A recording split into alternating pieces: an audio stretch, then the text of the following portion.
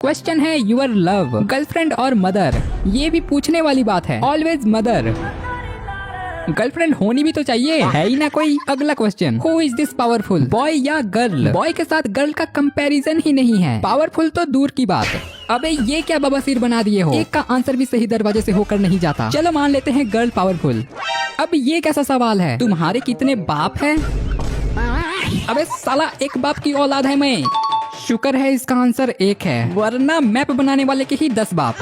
अगला क्वेश्चन, यहाँ तो क्वेश्चन ही क्वेश्चन है और दोनों के दोनों दरवाजे गलत। बार बार मरने के बाद हम लोग क्लू ढूंढने लगे मगर कोई फायदा नहीं। फिर लियो की दिमाग की बत्ती जली, वो बीच से निकल गया। बताओ इसके लिए 10 बार मरे जा रहे हैं।